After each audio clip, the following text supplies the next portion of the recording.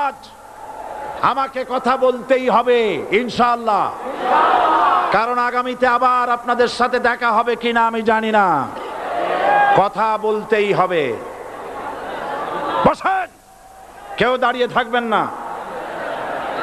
আমি দেখতে পাচ্ছি বাংলাদেশের ভাগ্য আকাশে উত্তর গগনে কালো মেঘ জমা হয়েছে, ঝড়ের পূর্বাভাস লক্ষ্য করছি। যদি মোকাবেলা করতে না পারেন সক্ষম ভাবে, এমন অন্ধকার গাঢ় কালো অমাবস্যার রাত আসতে পারে যার সুবে সাদেক হওয়া অসম্ভব।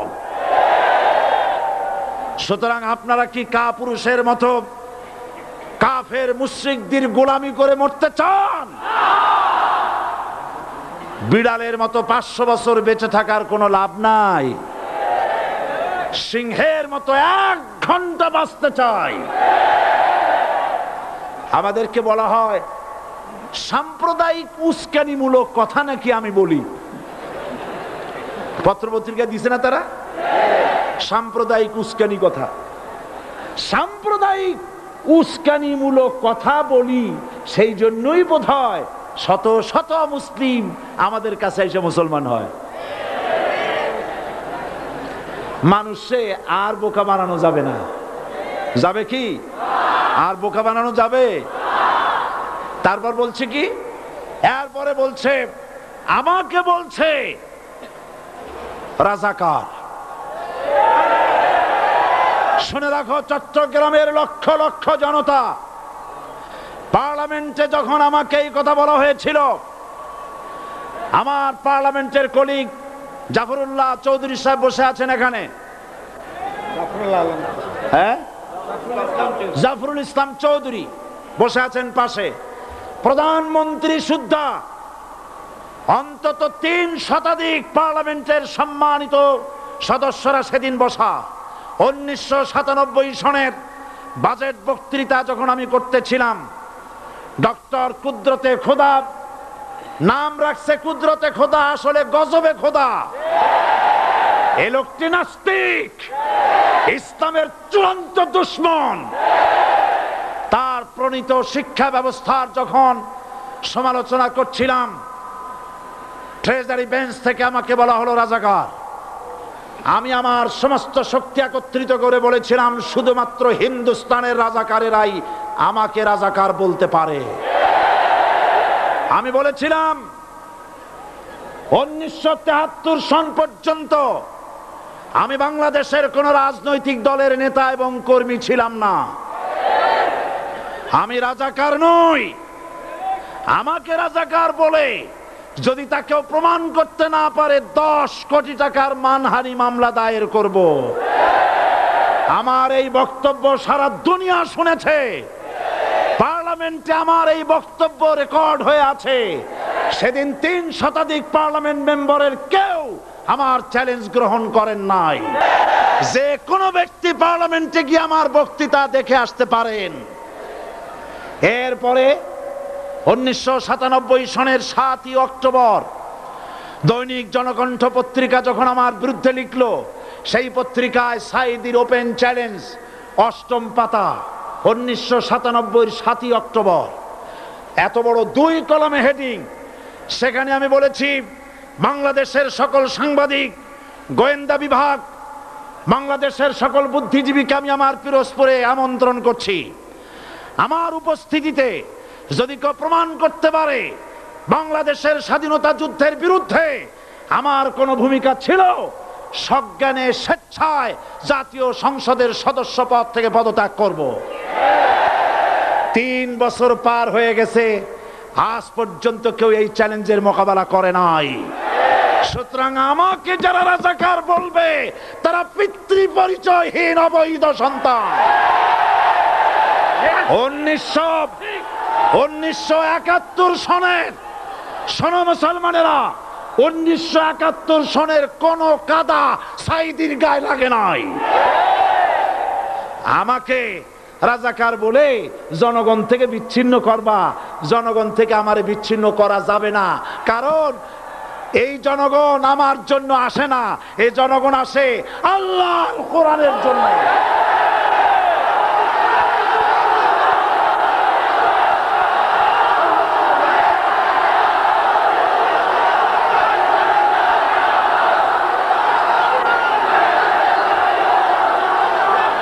আজকে আর যারা ইসলামের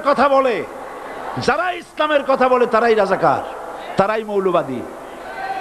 মৌলবাদী বললে আমরা অসন্তুষ্ট হই না, কারণ মৌলবাদী শব্দটা আসছে মূল থেকে। মৌল শব্দ এসেছে মূল থেকে।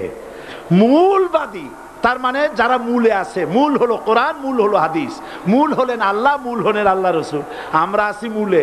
এখন বলেন তো মূলের শক্তি বেশি না আগার শক্তি বেশি? আমাদের যারা মৌলবাদী বলে ওরা হলো আগাবাদী। মূলে আছে কত কোটি? 12 কোটি। মূলে আছে কত কোটি? আর আমাদের যারা মৌলবাদী বলে ওই থাকো গাছের আগায়, আমরা মূলে। লাফালাফি বেশি করবা না, 12 কোটিতে গাছের গোড়া আসতে নানা দেবে, মামু বাড়ি দিল্লি গিয়ে পড়বা, বাংলার জমিনে জায়গা হবে না। এ কথা বিশ্বাস করো। বাংলাদেশের মুসলমানদের শরীরে এক বিন্দু রক্ত থাকতে শয়তানের তৈরি করা ধর্ম নিরপেক্ষ মতবাদ বাংলার জমিনে কায়েম হতে দেওয়া হবে না, হবে না।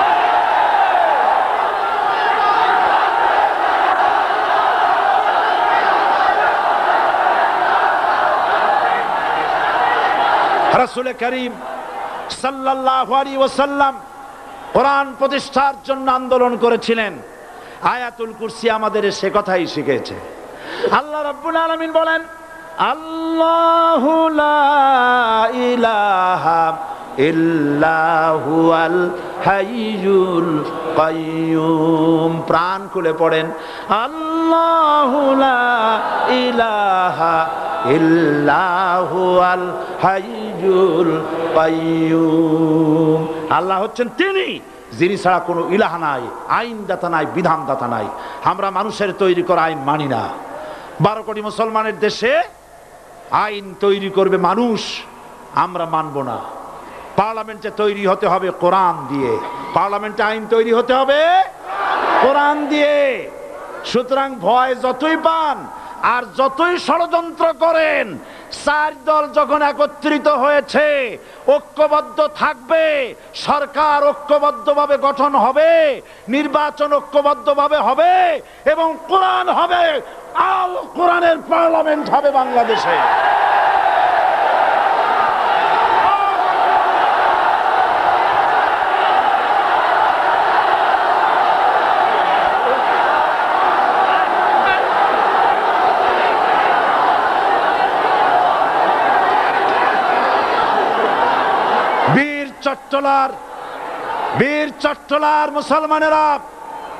বীর চট্টলার মুসলমানেরা স্বাধীনতার ঘোষণা, এই চট্টগ্রাম থেকে স্বাধীনতার মহান ঘোষক প্রেসিডেন্ট জিয়াউর রহমান সাহেব দিয়েছিলেন।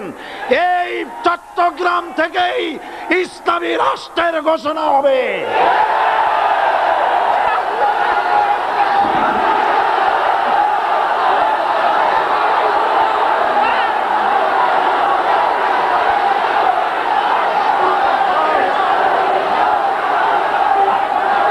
আশাবাদী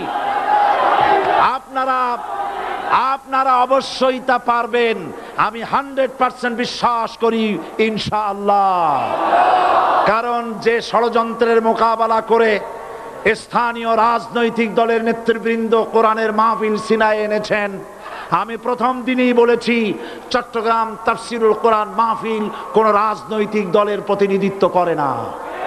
এটা কোন জামাত শিবিরের একক সম্পদ নয়, এটা চট্টগ্রামের মুসলমানদের কলিজার টুকরা তাফসিরের মাহফিল। সুতরাং এই মাহফিল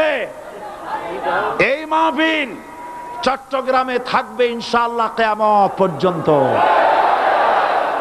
144 ধারা 288 হয়ে গেছে, ষড়যন্ত্র পায় পায় চলে গেছে। আমি ওই সব ছেলেদের বলি, সরকারি দলের ছাত্র হইয়া মুসলমানদের বিপক্ষে যাইও না। এদেশের ভাগ হয়ে গেছে দুটো শিবির, বোঝাই যাচ্ছে। একদিকে ভারতের পা চাটা গোলাম